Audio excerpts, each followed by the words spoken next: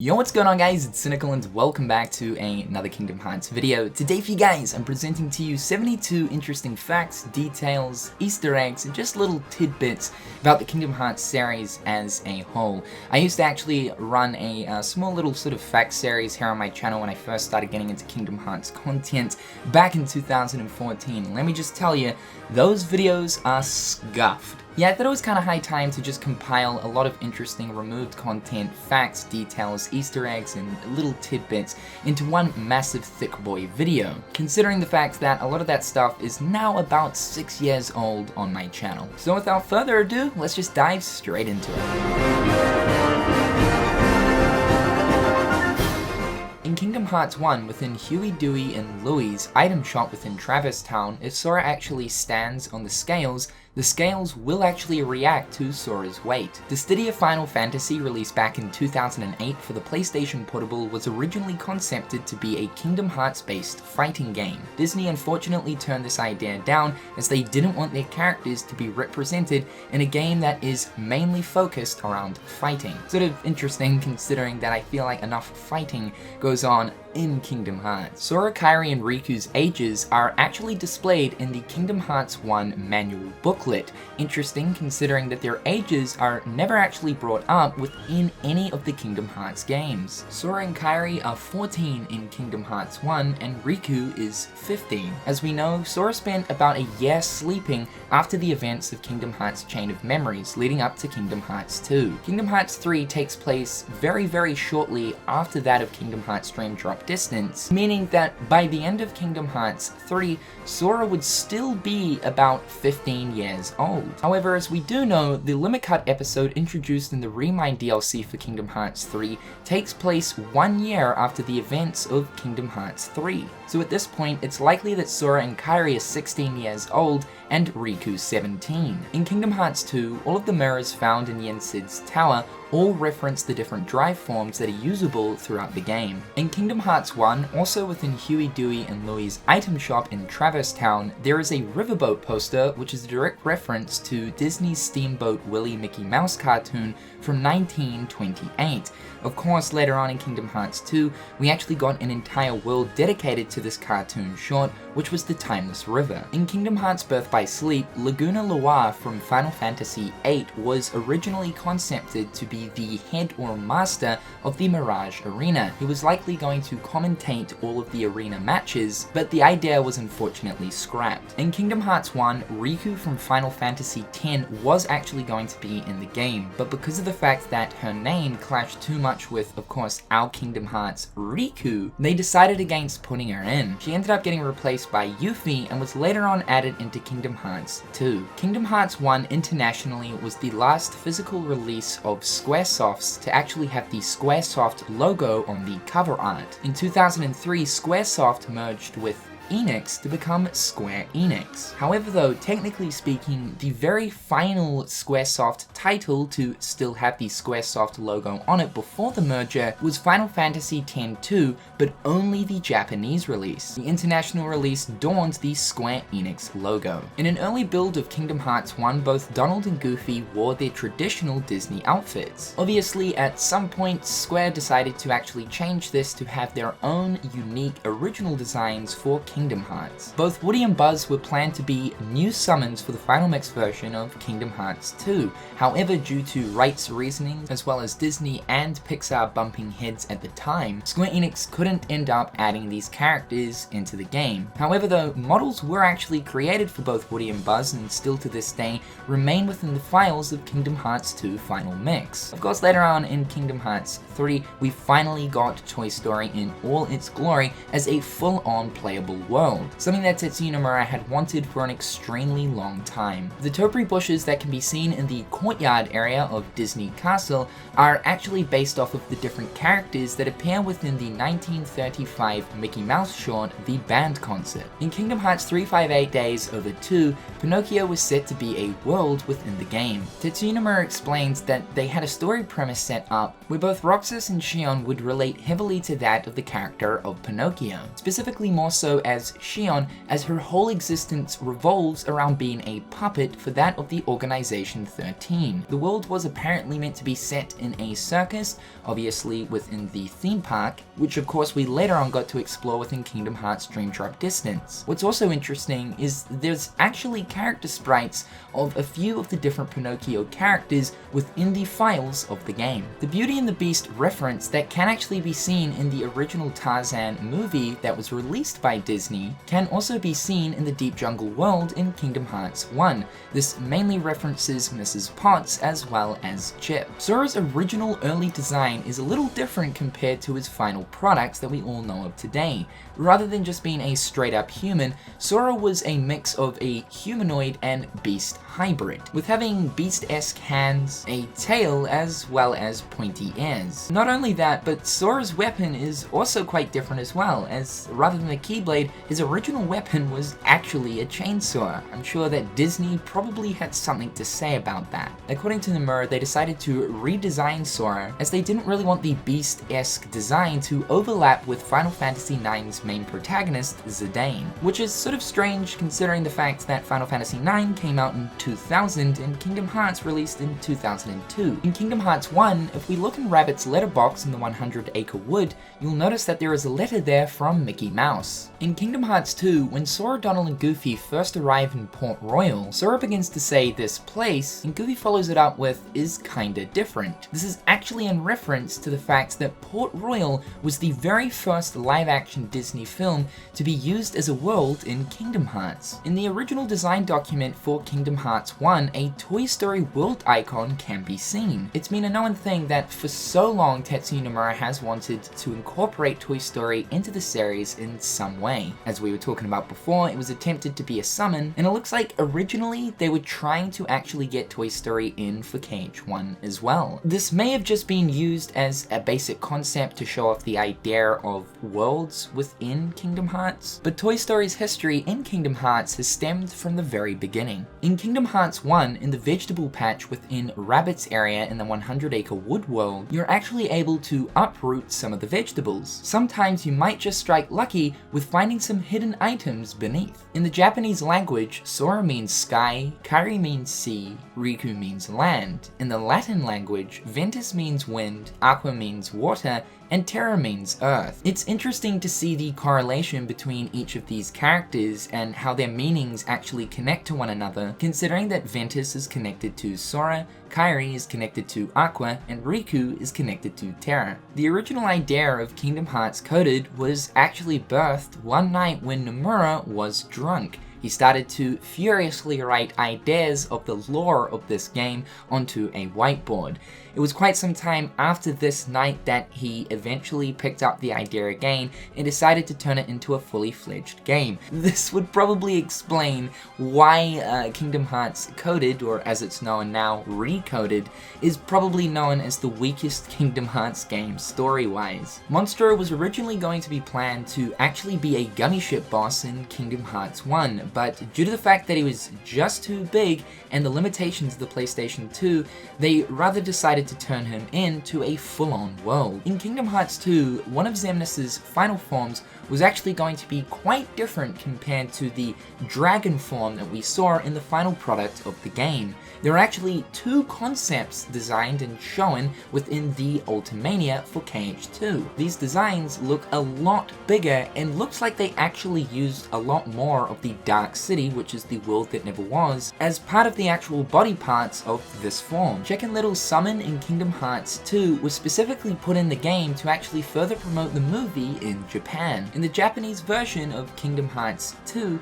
when attacking the Hydra and slicing off its heads, green blood would actually splat out. However, this was actually censored for the international release. Instead, in the international release, the green blood was actually replaced with dark smoke. When Kingdom Hearts was in its very early stages of concepting, Mickey Mouse was actually going to be the original protagonist, before Square Enix actually wanted to make an original character for the game. However, the original design of Mickey Mouse with his red shorts, big shoes, and white gloves was used as inspiration to create Sora's outfit it in KH1. Pence from Twilight Town wears a t-shirt with the label Dog Street on it. This is a direct reference to one of Square's early 2000 titles for the PlayStation 2 known as The Bouncer.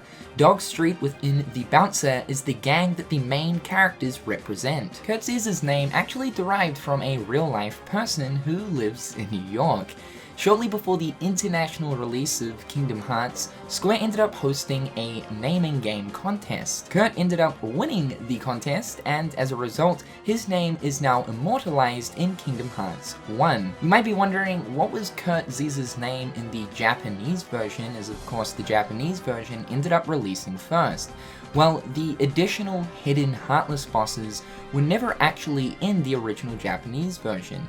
They were later on added into the Final Mix version that was only released in Japan up until the release of 1.5 HD Remix. Both Mushu and Simba reference their time as summons in Kingdom Hearts 1 when Sora actually visits their worlds in Kingdom Hearts 2. In Kingdom Hearts 3, although Cypher and his gang don't actually appear in Twilight Town, Cypher is directly mentioned by some of the civilians of Twilight Town. It's mentioned that Cypher has actually left town to go on a warrior's journey. In Kingdom Hearts Dream Drop Distance, within the Fountain Plaza area, can be seen some cat graffiti. Cat is actually a company from the game The World Ends With You. They create some player pins. Obviously, The World Ends With You was incorporated into Dream Drop Distance with the main protagonists appearing. In Kingdom Hearts 3, whilst using an attraction flow ride, you can actually press R3 to go into a first-person view to give you more of an immersive experience when using the rides. In Kingdom Hearts 2, within Naminé's room in the old mansion in Twilight Town, there is actually a unique themed command menu themed after Chain of Memories. This is the only time throughout the entire game that this command menu ever shows up. Anagrams are quite common throughout Kingdom Hearts. Some examples are Ericus can spell out Square for obviously Square Enix,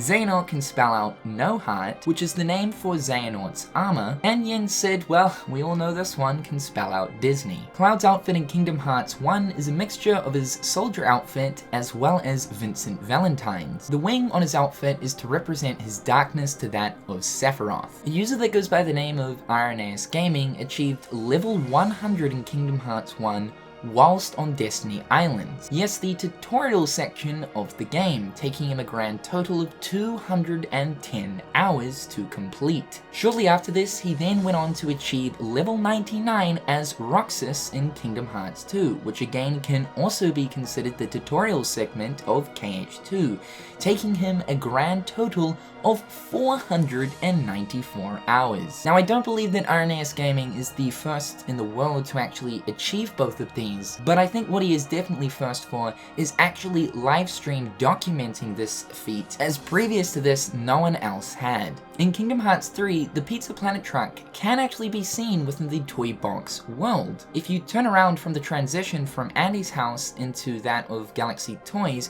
you'll actually see the truck parked in the car park. In Kingdom Hearts 1, within the Secret Place cave on Destiny Islands, you'll notice a bunch of different cave carvings, which is likely done by Sora, Kairi, and Riku. One that most certainly stands out is a cave carving of a chocobo. Here's a bit of a spicy one for you. Kairi's panties in Kingdom Hearts 2 were actually censored in the 2.5 remix version. In the original Kingdom Hearts 2 version, yep, if you were to actually take that camera downstairs, Kairi is wearing panties. Yeah, Square Enix actually modeled panties onto that of Kairi. I guess because this became quite a popular thing to do within the community, Square decided for the 2.5 release to just completely remove the panties. In Kingdom Hearts 1, Bahamut was originally going to be a summon, but was later on removed due to memory issues on the PlayStation 2. This was due to the fact that Bahamut was set to be just way too big. Yep, the limitations of the old PS2 just couldn't handle it. The Bahamut summon can actually still be brought up in the summon menu via hacking, but of course when you go to activate him, the game will crash as it has nothing to load. Models and animations were never created for him. Tetsuya Nomura has always wanted the Jungle Book to be a world in Kingdom Hearts, but the idea consistently keeps getting scrapped. However though, for Kingdom Hearts Birth by Sleep, a lot of areas for the world were actually developed. Via the use of hacking in BBS, you can actually access a lot of these areas. Some were actually fully textured and pretty much complete, whereas others were in the very early stages of development. BBS is the closest we've gotten to actually having a Jungle Book world. Unfortunately, the world ended up getting scrapped. Lady and the Tramp were actually seen as a fountain decoration within Traverse Town for both Kingdom Hearts 1 and Dream Drop Distance. Although this is a very known little detail for Kingdom Hearts, I love the fact that Square Enix did this and would honestly love to see more little Disney cameos in the ways of little detailing around more Kingdom Hearts original worlds. Leon, or also known as of course Squall, was the very first Final Fantasy character that was decided to be in Kingdom Hearts. Kingdom Hearts Dream Drop Distance is the only Kingdom Hearts game that doesn't feature the Olympus Coliseum world. There's actually a cancelled Kingdom Hearts phone game that was being developed back in 2013 by Disney Interactive, known as Kingdom Hearts Fragmented Keys. The game ended up being cancelled in 2014. There were a bunch of different concept arts and screenshots of the title, which showed us that the likes of Wreck-It Ralph as well as even Star Wars was actually going to be featured in this game. Interestingly though, this game was still set to be an action RPG based title for both iPhone and iPad, unlike of course the gameplay found in the current mobile phone games for Kingdom Hearts,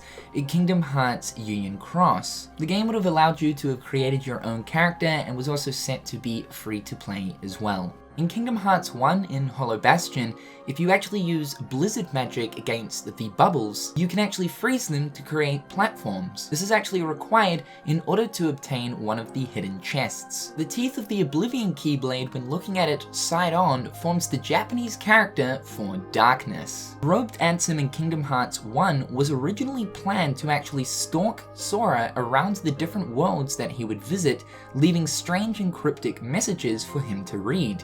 And also, he was planned to originally have a face. Of course, the idea to scrap the face probably came after the idea that of course this is Ansem without a physical body. In Kingdom Hearts 2, when you're up to the struggle portion of Roxas's segment, if you actually make your way to the back alley, there is a hidden Cypher fight. He'll be standing there in the back alley and you can talk to him. He'll say struggle battles are nice, but nothing beats a good street brawl. You can then select to actually fight him right there in the back alley. In Kingdom Hearts 3 within the Misty Stream sector, you can actually find the Ghost Ship, which was a gummy ship boss in Kingdom Hearts 2 from the Phantom Storm gummy ship mission. Treasure Planet was actually going to be a world in Kingdom Hearts Dream Drop Distance. Deep within the files of the game can be found an unfinished version of the RLS Legacy. In Kingdom Hearts 1, the corridors that you walk through towards the end section of the end of the world are actually bits and pieces of the different fallen worlds from Kingdom Hearts Birth by Sleep. These corridors are mainly comprised of bits and pieces from the Enchanted Dominion world, obviously Maleficent's world, as well as the Dwarf Woodlands, Snow White's world.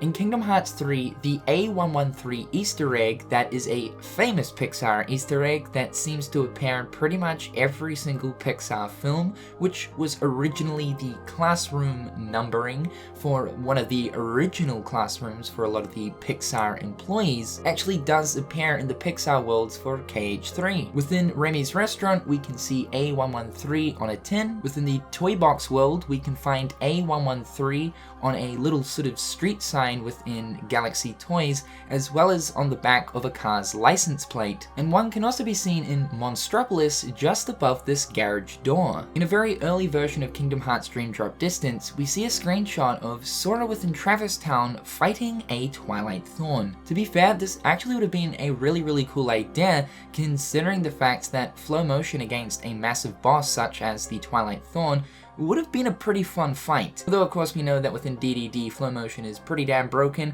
I still think this would be cool nonetheless.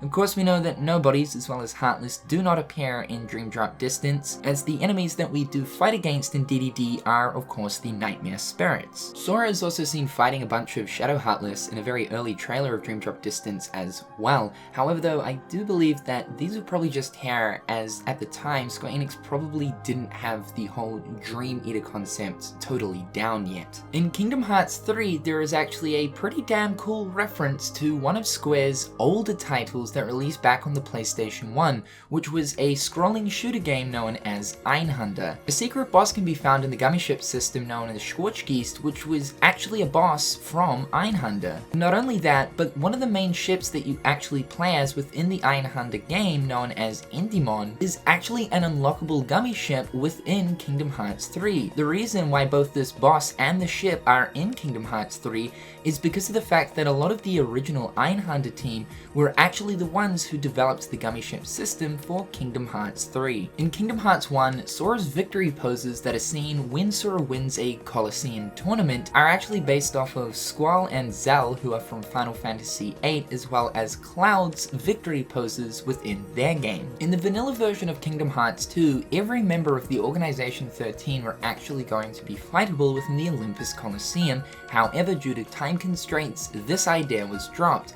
It was later reintroduced through the Final Mix version of the game within the additional area known as the Cavern of Remembrance. In the cover arts for the main 3 numbered Kingdom Hearts titles 1, 2, and 3, the worlds that the characters can be seen in on the cover arts seem to be the original worlds that appear in the next numbered Kingdom Hearts title after the one that it's featured on. As an example, the Kingdom Hearts 1 cover art almost looks like the characters are standing within the Dark City, which is the world that never was. This one seems like a bit of a stretch, but hear me out for the next two. If we look at the cover art for Kingdom Hearts 2 Final Mix, we'll notice that the characters are all standing on pillars with nothing but sky in the background, which I do believe is a heavy reference to that of the final world within Kingdom Hearts 3. We have the pillars as well as sky, and nothing but sky in the background. Then when we look at the cover art of Kingdom Hearts 3,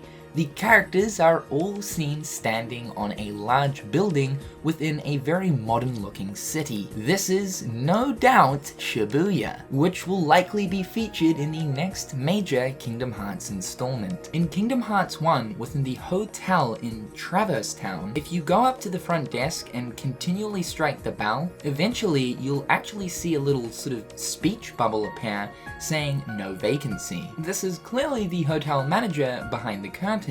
Additionally though, if you actually examine the paintings around the hotel, which there are about 5 I believe, one at each end of the hallway, and then 3 can also be found in room 2, the manager will draw back the curtain and another piece of text will appear saying, "Paintings are great." In Kingdom Hearts 3 within Andy's room in the Toy Box world, on the bookshelf you'll actually notice some books that directly reference some Pixar short films. These are Tin Toy, Red's Dream, The Adventures of Andre and Wally B, as well as Knick Knack. Nomura came up with the idea to add the iconic sea salt ice cream into Kingdom Hearts 2 after being invited to the opening of Tokyo Disney Sea. Sea salt ice cream was on sale at the time during the park, and he liked it so much that he wanted to input it into KH2. In Kingdom Hearts 1, the clock above the door in room 2 of the hotel in Traverse Town can actually be smacked. Doing so will actually change the clock hands. The Hollow Bastion that we know in Kingdom Hearts 1 is obviously very different to the Hollow Bastion that we come across in Kingdom Hearts 2.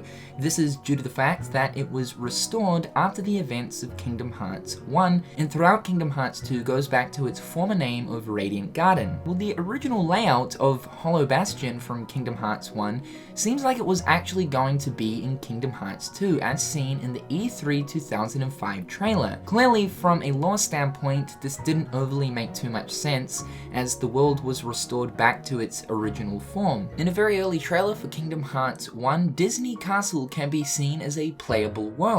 As we know, Disney Castle became a visitable world in Kingdom Hearts 2. However, the world is actually still accessible in the game via the use of hacking. In Kingdom Hearts 1 on Destiny Islands, the rock that you have to move in order to get one of the mushrooms can actually be completely smashed. If you jump on the rock at just the right angle, Sora will start almost floating over the rock. If Sora floats there for long enough, the rock itself will actually completely smash. The most intriguing thing about this is Square Enix actually made an animation for the rock smashing, with little pieces of rock shards flying out. out. Due to Square Enix's contract with Disney, Mickey Mouse was only able to appear once throughout the extent of Kingdom Hearts 1. This is of course right at the end of the game in the Realm of Darkness. This was because Disney feared that Square Enix would overuse Mickey Mouse to garner more attention. This is probably why also they changed the main protagonist from Mickey to that of Sora, with both also wanting to have an original protagonist for the series as well as this contract. I also feel as if Disney were a tad bit worried that Kingdom Hearts would be a flop and probably didn't want their most iconic character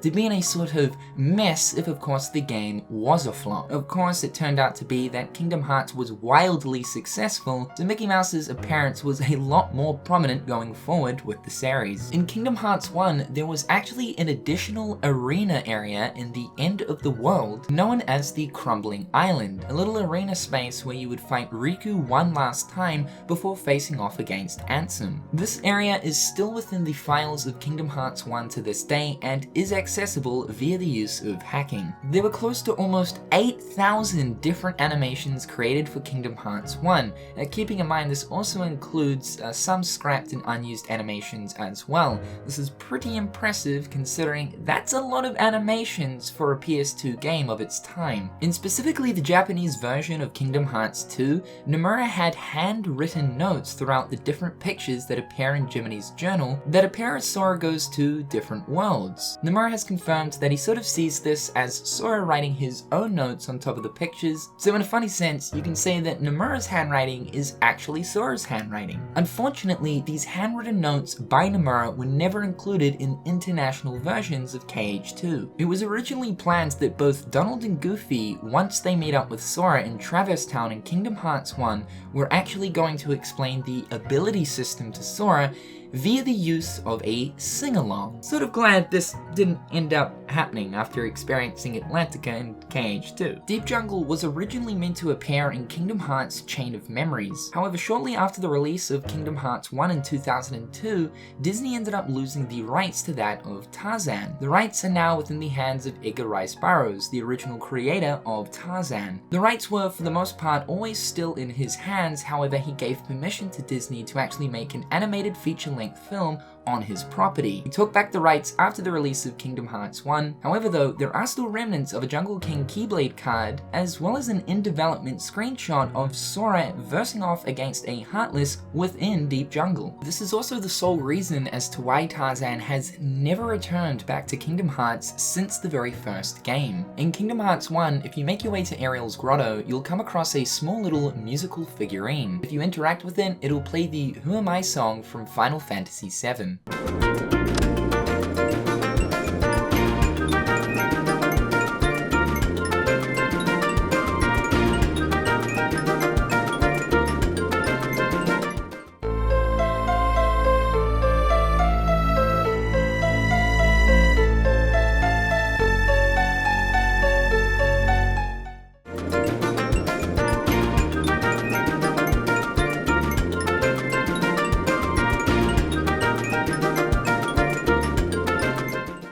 And lastly, in a very early screenshot of Kingdom Hearts 2, it displayed to us that during the 1000 Heartless fight, both the Behemoth and Waven Heartless were actually meant to be a part of this fight. It was explained that due to the limitations of the PlayStation 2, it simply couldn't handle all of the already existing Heartless that are part of the fight in the final product, on top of the Flying Waven Heartless and Massive Behemoth Heartless. What's interesting is both the Behemoth as well as the Waven still remains within the files of Kingdom Hearts 2. So that right there is 72 facts, tidbits, and Easter eggs to do with the Kingdom Hearts series. I do hope that there is at least one thing that you guys learned new today about the series. However guys, I'm Cynical, hopefully you had a fantastic day, and I'll catch you in the next one. Peace.